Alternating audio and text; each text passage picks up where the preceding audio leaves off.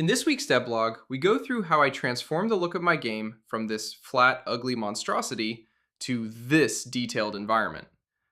Up to last week, the thing I've been avoiding most on my journey so far is terrain.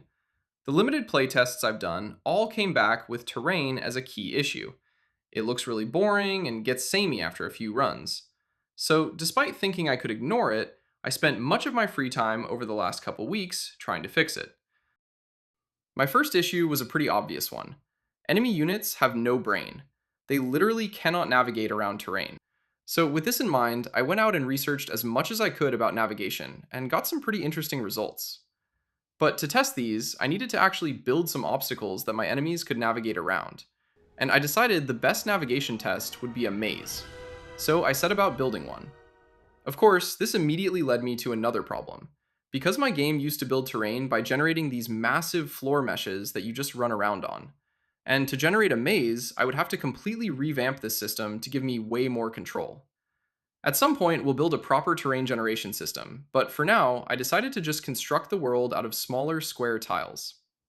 My first iteration of the maze was this path running over a custom lava texture, so enemies would have something to avoid. The lava texture works by summing different types of noise and then coloring the concentrations based on this color gradient.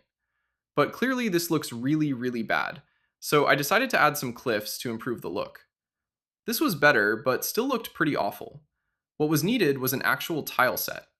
Thankfully, I already had a 2D isometric tile set from a previous project, but it had one big problem. The tile set is 2D, meaning each tile is a billboard sprite, and my game world is real 3D, which means it doesn't interact nicely with systems I already have set up, like fog. You can see here that because the fog sorts the world by depth and all points on the 2D quads are the same distance from the camera, the seams between tiles look very obvious. The issues are very annoying, but overall I really liked the look, so I decided to create a hacky workaround. Here is part of the 2D isometric tile set used for the ledges.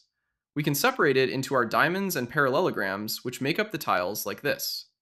Now, all we do is take every diamond and perform a special transformation to make it square. Of course, we can't make up pixel values that don't exist, so the squares look blurry on the vertical axis where they have less pixels. We do exactly the same for the parallelogram here.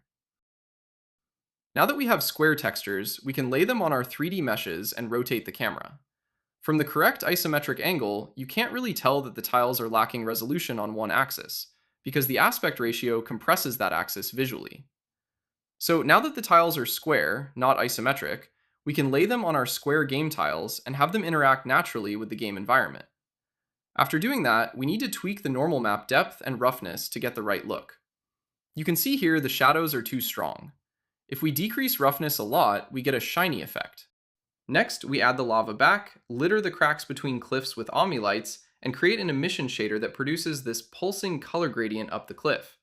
There's definitely room to improve the lava system, but for now, this will suffice. I do, however, have an open question for you, which I hope you can answer in the comments. How should I handle the lighting? Do you want to feel like you're enclosed in this dark, spooky world where the environment itself feels threatening? Or do you want practical visibility so you can actually see what's around you? Let me know. Okay, now that we have our maze, we need to fix unit navigation, so enemies can actually move correctly around it. Suppose you're in a dungeon, and in that dungeon, there are 120 enemies. Let's look at how one enemy, using A star, calculates a path to the goal. Naively, you might think to use this method for each enemy, to path it correctly towards the player. This works very well for a few enemies, but will crash your PC when you introduce hundreds of agents. Instead, we can use flow fields. Flow fields work backwards from the navigation goal, and log the direction an enemy in each cell would have to move to reach the destination. It requires a bigger upfront cost, because you have to calculate the field for every cell, but it doesn't require additional computation per unit, as each new unit just samples the result from the field. Here you can see the performance comparison for large numbers of units. One issue with flow fields is they can cause very jagged unit movement as enemies move from cell to cell, picking up new vector directions. Look at this animation and observe how the dot traces the 90-degree corners. To fix this, we use simple velocity smoothing, which averages the current vector and the new vector over time. Now, in the comparison, you can see our averaging approach creates much smoother motion. And here you can see the flow field implementation actually working in the maze. Enemies are navigating correctly to the player, following the paths like they have a brain. This overlay shows the vector directions the units are sampling from, and how they change when I move around. For wall objects like rocks, you just designate an area of the flow field that the texture affects, and have enemies navigate around it.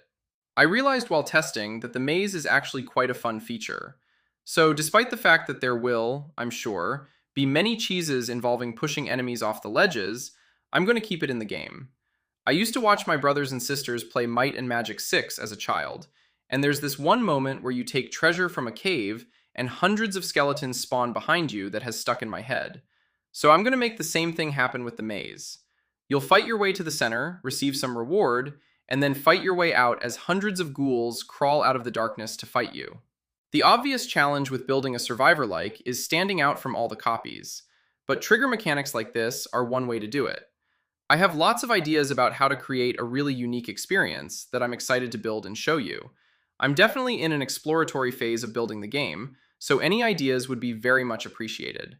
Given that we're experimenting with navigation, I thought I would add a new unit which has some special tracking behavior. I was inspired by this comment on my first video, so comment your ideas below if you want them included in future videos. The unit is called the Blue Devil. Instead of attacking by directly walking at the player, it uses the flow field to approach the player until it reaches 3 squares away. It then charges the player and retreats again to a safe distance. Implementing this led to some hilarious bugs where the units would charge straight off the cliff edges.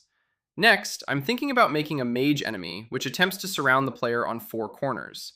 They then sacrifice themselves to create an energy beam along the lines of the square, trapping the player for a short amount of time. So is the terrain done?